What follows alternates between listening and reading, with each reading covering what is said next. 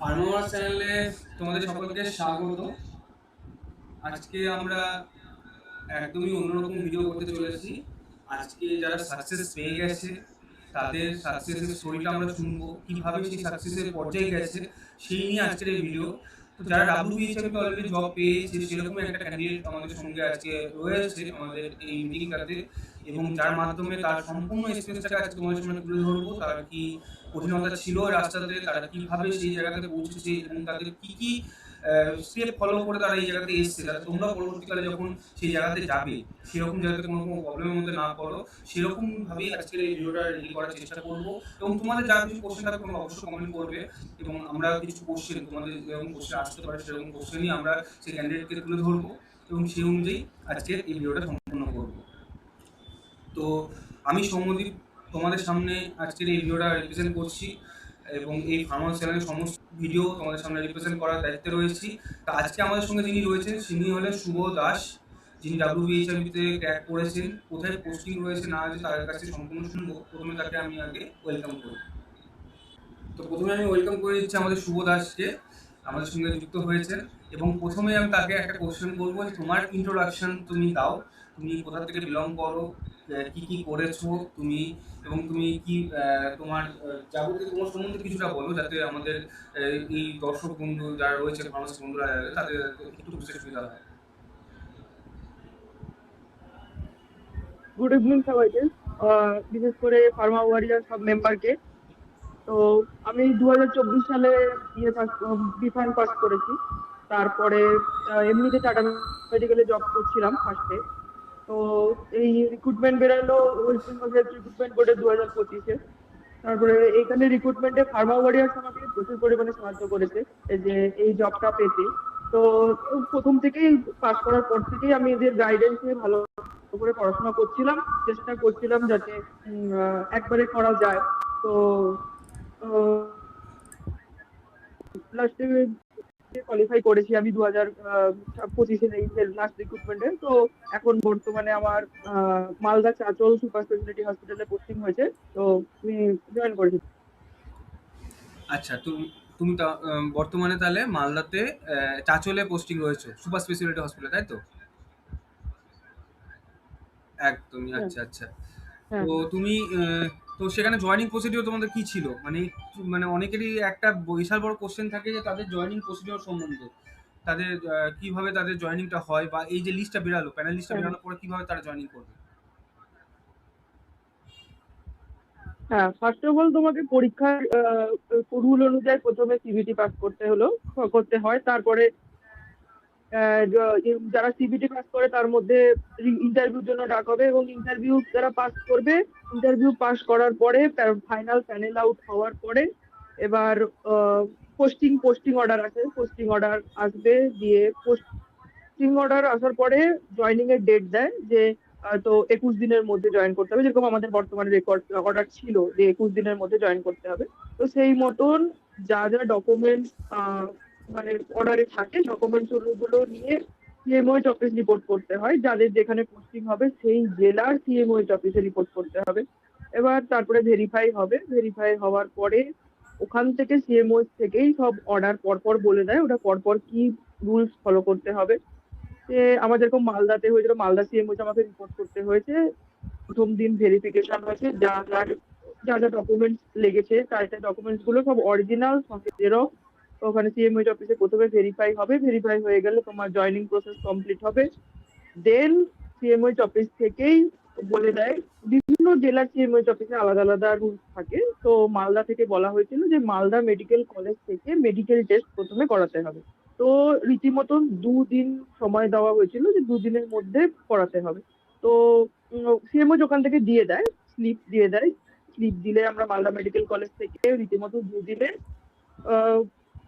Medical complete করে দিয়ে CMOH কে report করতে হয়। সিএমওইচ তা ভেরিফাই করে একটা ফিট সার্টিফিকেট দেয়, এবং ফিট সার্টিফিকেট দেওয়ার পরে তার পরের দিন বা সেই দিনই কোনো কোনো জায়গায় হয়ে যায় বা তার পরের দিনও এবার অ্যাপয়েন্টমেন্ট লেটার সিএমওইচ দিয়ে তারপর রিলিজ করে। এবার সেই অ্যাপয়েন্টমেন্ট লেটার দিয়ে যাদের সুপার স্পেশালিটি বা সাব ডিভিশন হসপিটাল হয়েছে তারা সুপারের কাছে, বা যাদের এমনি পিএইচসি বা অন্যান্য রুরাল হেলথে হয়েছে তারা তাদের বিএমওইচ এর কাছে গিয়ে রিপোর্ট করছে। এটাই পুরোপুরি রুল। এরপরে তো তারপরে ফর্মুলা পরের হসপিটাল বা ইয়েতে বা আচ্ছা, মানে জয়েনিং করার পরে পুলিশ ভেরিফিকেশন গুলো এগুলো সব পরে থেকে করতে হয়, তাই তো? মানে আগে থেকে করে নিয়ে যাওয়ার দরকার নেই। হ্যাঁ বিএমওইচ এর, হ্যাঁ যাদের ব্লকে যাদের বিএমওইচ এর রিপোর্ট করতে হয় তাদের বিএমওইচ এর কাছে রিপোর্ট করার পরে সিএমওইচ এর কাজ শেষ হওয়ার পরে বিএমওইচ এর কাছে রিপোর্ট করার পরে পুলিশ ভেরিফিকেশনটা তারপরেই হয়। তারা রুলস অনুযায়ী করে। এবার পুলিশ ভেরিফিকেশনে একটা বড় ফ্যাক্টর আছে যে গ্যাজেটেড অফিসার কিংবা লোকাল এমএলএ দের কাছ থেকে সেটা সিগনেচার করে স্ট্যাম্প আউট করাতে হয় যে যে 3 কপি, মোটমাট 3 কপি পুলিশ ভেরিফিকেশনের ফর্ম ফিল আপ করতে হয় এবং তার স্ট্যাম্প আউট করে বিএমওই কিংবা সুপারের যাদের যেরকম হসপিটাল পড়েছে সেরকম হিসেবে তাদের কাছে রিপোর্ট করতে হয় এবং জমা করতে হয় দিয়ে বিএমওই বা সুপারই পুরো ব্যাপারটা মেনটেন করে। আর তারপরে আর কোনো ক্যান্ডিডেটের আর কোনো ইয়ে নেই। আচ্ছা, আচ্ছা, আচ্ছা। মানে সিম্পল কথায় বলতে গেলে আমাদের প্রথমেই হচ্ছে যেটা প্যানেল লিস্ট বেরোবে, প্যানেল লিস্ট নিয়ে সোজা চলে যেতে হবে সিএমএইচ অফিসে। সিএমএইচ অফিসে গিয়ে ডকুমেন্টস ভেরিফিকেশন করে নিলাম, তাদের ওখান থেকে মেডিকেল করতে বলে মেডিকেল করলাম। তারা একটা আমাদের লেটার দিল, সেই লেটার নিয়ে আমরা বিএমএইচ অফিসে গেলাম। বিএমএইচ অফিসে যখন জয়েনিং করাবে সেই মুহূর্তে আমাদের তারপরে পুলিশ ভেরিফিকেশন কমপ্লিট করতে হবে। তারপর 20 ডেজের মতো টাইম থাকবে, সেই 20 ডেজের মধ্যে গিয়ে, তাই তো? এটা হচ্ছে পুরো প্রসিডিউর। খুব ভালোভাবে আমরা আজকে হুম, জানতে পারলাম পুরো একদম। ব্যাপারটা, হয়তো আমাদের সকল দর্শক বন্ধুদের কাছেও ক্লিয়ার হলো ব্যাপারটা কিভাবে ঠিক কিভাবে করতে হয়। তো এরপরে আমি একটা কোশ্চেন করবো যেটা সকলেরই একটা জিজ্ঞাসা থাকে, যে তুমি যে এই জার্নিতে এলে, এই জার্নিতে কি কি মানে কঠিনতা ফেস করেছো, মানে এই জার্নিতে আসার জন্য তোমার একটা এক্সাইটমেন্ট, বা তুমি কিভাবে নিজেকে প্রিপেয়ার করেছো বা কি ধরনের পড়াশোনা করেছো যার জন্য তুমি আজকে এই জায়গাতে আসতে পেরেছো, এবং তুমি চাকরি জীবনে কোথায় ছিলে, এবং সেই চাকরির পাশাপাশি পড়াশোনা করছিলে, নাকি পড়াশোনার জন্য একদমই সেপারেট একটা নিজস্ব একটা কিছু লিস্ট তৈরি করেছিল বা একটা রুটিন তৈরি করে সেরকম অনুযায়ী পড়াশোনা করেছিল, সেগুলো যদি একটু আমাদের সকলের সঙ্গে শেয়ার করো। ফার্স্ট অফ অল আমি পাস করার পরেই চেষ্টা করেছিলাম যে আমাকে একটা গভর্নমেন্ট জব পেতে হবে। ফার্স্ট অফ অল সেটা আমার মধ্যে ছিল এবং আমি যেটা ঠিক করে নিয়েছিলাম। তারপরে সেটা বিভিন্ন সোশ্যাল মিডিয়ায় আমি ফার্মা ওয়ারিয়ার্স কে সর্বপ্রথম দেখতে পাই যে এরা এরকম কোচিং দেয়। তো আমার ওটা ভালো লেগেছিল এদের কোচিং এর গুলো। তো মানে এমনি ক্লাস গুলো রেগুলার ক্লাস হয়, মক টেস্ট হয়। ফার্মা ওয়ারিয়ার্স কে ফলো করে আমি আহ, প্রস্তুতি শুরু করেছিলাম মোটামুটি। দিয়ে 1 বছর যাবত টানা পড়াশোনা করেছিলাম এবং চাকরি করে 2024-এ পাস আউট হওয়ার পরে আমি চাকরি পেয়ে যাই টাটা মেডিকেল সেন্টারে। সেখানে চাকরি করছিলাম, পাশাপাশি এই ফার্মা ওয়ারিয়ার্স থেকেই ফার্মাসিকে ফলো করতাম রীতিমতন। আর প্রত্যেকটা যে তাদের ক্লাস গুলো, মক টেস্ট গুলো দেখতাম যে কেমন কি হতো। তো হিসাব মতন সেই অনুযায়ী হতে চেষ্টা করতে করতে আমার হয়ে গেছে। আলটিমেটলি আমি সাকসেস পেয়েছি, তো ফার্মা ওয়ারিয়ার্স পাশে ছিল বলেই সেটা সম্পূর্ণ হয়েছে। বাহ, বাহ। তো এটা একটা আমাদের কাছে বিশাল একটা পাওনা যে তুমিও সাকসেসের জায়গায় গেছো এবং তোমাদের থ্রুতে আমরাও সাকসেস পেয়েছি। ফার্মাওয়ার্সও সাকসেস পেয়েছে শুধু তোমাদের হাত ধরে। তো এটা একটা আমাদের কাছে বিরাট বড় পাওনা যে তোমরা পেয়েছো। হুম। তো আমি একটা জিনিস কোশ্চেন করবো, যে তুমি পড়াশোনা যে চালাতে, মানে চাকরির পাশাপাশি চালাতে, তাই তো? আলাদা করে কিছু ওরকম পড়াশোনা হ্যাঁ, দরকার চাকরির পড়েনি, ব্যবস্থাই করতে পড়াশোনা। হয়নি। আচ্ছা, এবার আমাদের কাছে একটা মেজর যেটা হুম। কোশ্চেন আসে, যে আমাদের ইন্টারভিউ, মানে আমাদের ডাব্লিউবিএইচআরবি যে ইন্টারভিউটা হয়, ঠিক এই ইন্টারভিউতে তোমার কীরকম ফেস করেছো বা কীরকম কোশ্চেন তুমি ওখানে পেয়েছিলে? ফার্স্ট অফ অল বলি, ইন্টারভিউ ফেস করতে গেলে তোমাকে পুরোপুরি মানে ইন্টারভিউয়ার কেমন ভাবে তোমাকে চাইছে সেটা তোমাকে ফার্স্টে বুঝে নিতে হবে। এরপরে আমাদের সময় যেরকম ছিল, ইন্টারভিউয়ার সবাইকে মোটামুটি একটা বেসিক কিছু কোশ্চেন করছিল, যেরকম ড্রাগ কাকে বলে বা অ্যান্টিবায়োটিক কি কাজে লাগে, অ্যান্টিবায়োটিক কি কেন দেবে, এরকম কিছু জিজ্ঞাসা করছিল। আবার কাউকে কাউকে খুব বেসিক কোশ্চেনও জিজ্ঞাসা করেছে যে তোমার অন্য একটা জায়গায় পোস্টিং হলে তুমি কি করবে, এরকম জিজ্ঞাসা করেছিল। তো ইন্টারভিউ আপনি প্রথমে ফেস করতে হলে সর্বপ্রথম বেসিক নলেজ থাকতে হবে এক। আর ভালো করে বোঝাতে হবে ইন্টারভিউতে যে আমি এটা আমি যেটা বলতে চাইছো সেটা যেন ইন্টারভিউয়ার ভালো করে বোঝে, যে না এটাই সে বলতে চাইছে আর তোমার জবটা প্রয়োজন সেটা যেন সে ভালো করে বোঝে। তাহলে আশা করা যায় যে সে যদি বুঝে যায় যে তুমি, যে তোমার এই চাকরিটা খুবই প্রয়োজন এবং তুমি তারা যেটা চাইছে তুমি সেটা ভালো মতন জানো, তবে তবে তোমাকে তোমার আশা করা যায় যে তারা সেটা তোমার কাছে এটা সেটা সুবিধা হবে আর তোমার কাছে নাম্বার ক্যারি করাও সেটা ভালো হবে। এবার কোশ্চেনের অ্যান্সার তোমার প্রথম 2-3টে কোশ্চেন বলার পরই তারা আন্দাজ করতে পারে যে তুমি কতটা তাকে বলতে পারবে কিংবা তাদের তারা তোমার কাছ থেকে কতটা পাবে। এবার ইন্টারভিউতে প্রথমে নার্ভাস হলে কোনো মতেই চলবে না। ভালো করে বসে মানে পার্সোনালিটির ওপরেও বেশ ভালোই নজর দিচ্ছে ইন্টারভিউয়াররা। তো পড়াশোনা করলে আলটিমেটলি সবই হয়ে যায়। তো ফার্মা ওয়ারিয়ার্সকে পাশে রাখতে হবে মেনলি। আচ্ছা আচ্ছা, খুব ভালো লাগলো শুনে। মানে অনেক কিছু আমরা টিপস পেলাম এখান থেকে, যে আমাদের পার্সোনালিটি আগে মেনটেন করতে হবে, সেখানটাতে গিয়ে একটা ড্রেস পোশাক আমাদের সেখানে মেনটেন করে ঢুকতে হবে, প্রপার গ্রুমিং, এবং সঙ্গে আমাদের এমনভাবে আমাদের অ্যান্সারগুলো দিতে হবে বা এমনভাবে তাদের কাছে রিপ্রেজেন্ট হতে হবে যাতে আমরা তাদেরকে বোঝাতে পারি যে আমাদের জবটা প্রয়োজন, প্রচণ্ড প্রয়োজন, যার জন্য আমরা এখানে এসেছি। সেই জিনিসটা যদি বোঝাতে পারি তাহলে অবশ্যই আমরা সেই চাকরিটা পাওয়ার জন্য এলিজিবল বলে তারা বুঝতে পারবে, এবং সেই অনুযায়ী তারা কিন্তু একটা মার্কিং করার চেষ্টা করবে। খুব একটা ভালো জিনিস জানলাম। কোশ্চেন তো চলবেই, মানে কোশ্চেন তো এদিক ওদিক থাকবেই, এবং তার পাশাপাশি যে এই যে ইম্পর্টেন্ট কিছু টিপস, এই টিপসগুলো কিন্তু অবশ্যই সকলের জন্য বেনিফিশিয়াল হবে বলে আমি মনে করছি। তো এরপরে আমি তোমাকে জিজ্ঞেস করবো, তুমি চাকরিটা পেয়ে কতটা খুশি হয়েছে, তোমার জয়নিং প্রসিডিওর সমস্ত কিছু হয়ে গেছে কিনা, এবং তোমাকে এখন জবের টাইমিং কিরকম রয়েছে, তো তোমার এক্সাইটমেন্টটা সম্বন্ধে একটু শেয়ার করো, তোমার এখন যে বর্তমান এক্সাইটমেন্টটা রয়েছে জবে ঢোকার পরে। হ্যাঁ, ফার্স্ট অফ অল তো গভর্নমেন্ট জব, আর এটা আমার first government job. Government job পেয়ে তো সত্যিই খুব ভালো লাগছে। আর আমার জয়েনিং প্রসেস পুরোপুরি কমপ্লিট হয়ে গেছে। তো আর হসপিটালেও আমি জয়েন করে গেছি। তো খুবই ভালো লাগছে।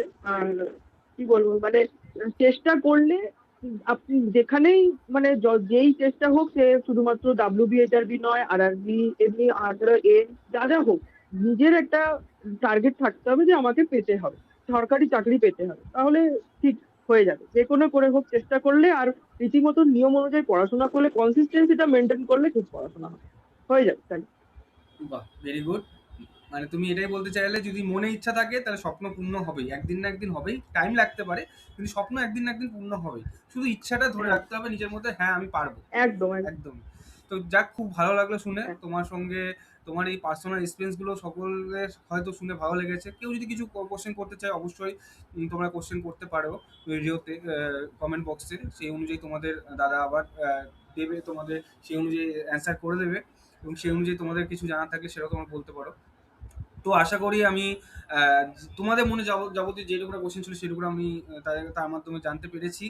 তো লাস্টলি আমি তোমার কাছে একটাই কোশ্চেন করবো, যে তুমি লাস্টলি কি অ্যাডভাইস দিতে চাইবে তোমার এই ফার্মাসিস্ট বন্ধুদেরকে, যারা এখনো কোনো জব পায়নি বা যারা এখনো স্ট্রাগল করছে, এই অ্যাসপিরেন্টস রয়েছে, ফার্মা অ্যাসপিরেন্টস রয়েছে, তাদেরকে তুমি কি সারমর্ম দিতে চাইবে, বা তাদেরকে কি বলতে চাইবে, বা কি মেসেজ দিতে চাইবে তুমি এই চাকরিটা পাওয়ার পর? তো যারা পড়াশোনা শুরু করেছে বা পড়াশোনা করছে এখন, তাদেরকে বলবো জীবন, মানে পড়াশোনার পাশাপাশি জীবন, মানে পাশ করার পরে কি করতে হবে সেটা এখন থেকে ভাবা শুরু করো, তাহলে মানে জীবন, তাহলে পাশ করার পরে যে আমি কোথায় যাব, কিভাবে কি করব, সেটা বাঁচতে অসুবিধা হবে না।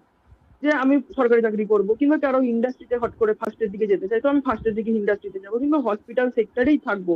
তারা এরকম ভেবে নিজেদেরকে এগাও, তাহলে যে ইয়ার যখন চলে যাবে, যেটা আমার ক্ষেত্রে হয়েছিল, আমি 6 মাস কোনো প্রথমে বুঝতে পারিনি যে কোথায় কোন দিকে যাব, দিয়ে মন স্থির করতে হয়েছে, তারপরে আমি এখানে এসেছি। তো প্রথম থেকে শুরু করো, আর বিভিন্ন যে কোচিং, যে যারা পরীক্ষার প্রিপারেশন দিচ্ছে কম্পিটিটিভ এক্সামে ফার্মা রিলেটেড, তাদেরকে ফলো করতে থাকো, ফলো করো। দরকার পড়লে যে তারা যা গাইডেন্স গুলো দেয়, মানে মানে তারা গাইডেন্স গুলো একদম ফার্মা ওয়ারিয়ার যা গাইডেন্স দেয়, সেটা ভালো করে ফলো করলে, রীতিমতো যদি প্রথম থেকে কেউ ফলো করে, তাহলে তার অনিবার্য, শুধু WBHRB না, সব pharmacist related competitive exam pass করা কোনো ব্যাপারই নয়। তবে প্রথম থেকে ফলো করতে হবে, আর কনসিস্টেন্সি মেনটেন করতে হবে, এই একটা কথা। আর নিয়ম অনুযায়ী পড়াশোনা করতে হবে, মক টেস্ট দিতে হবে। তো এই কথা। আর যারা পড়াচ্ছে কিংবা যারা পড়াচ্ছে, তাদের প্রত্যেকটা কথা, মানে তাদের প্রত্যেকটা ক্লাস ভালো করে শুনতে হবে, দরকার পড়লে নোট করে রাখতে হবে, এবং সেটাকে কি করতে হবে, কাজে লাগাতে হবে। মক টেস্টে যদি কোনো ভুল হয়, কখনোই হয়তো একটা মক টেস্ট কারো খারাপ হলো কিংবা কারো ভালো হতে পারে, ভালো হলে যে পরের মক টেস্ট আমি পড়বো না, সেটা কোনো মতে করা যাবে না। আর যতগুলো মক টেস্ট হয়, সবগুলোই দিতে হবে। অনেকের অনেক কাজ থাকে, যে হয়তো আমার এই পড়ার জন্য হয়নি, কিংবা কলেজের মাধ্যমে এটা হতে পারে হয়নি আজকে, তো যেরকম প্রিপারেশন ছিল সেরকমই মক টেস্টটা দিতে হবে। যে মক টেস্টটা দিলে তাহলে সে বুঝতে পারবে যে সে না পড়েও কতটা পারছে, আর পড়লে তো সে পারবে। এরকম করে দিলে মক টেস্টে যা ভুল হচ্ছে, রাতের বেলা সেটাকে, বা অবসর টাইমে তার সেটাকে দেখতে হবে, যে আমার এটা ভুল হয়েছিল, আমাকে এটা লিখে রাখতে হবে, যে তাহলে আমি ভবিষ্যতে যেন এটা ভুল না হয়। এরকম ভাবে পড়াশোনা করলেই হবে, তবে কনসিস্টেন্সি মেনটেন করতে হবে। আর ফার্মাওয়ারিকে সব বলবো সবাইকে ফলো করতে। আমি ফার্মাওয়ারিয়া ফলো করে ফার্মাওয়ারিয়ার সবকিছু নোটস পড়ে পেয়েছি, তোমরাও পাবে। থ্যাংক ইউ সো মাচ তোমার এত সুন্দর একটা ইন্টারভিউ সকলের সামনে তুলে ধরার জন্য, এবং তোমার পার্সোনাল এক্সপিরিয়েন্সটাকে এত সুন্দরভাবে সকলের সঙ্গে ডিসকাস করার জন্য।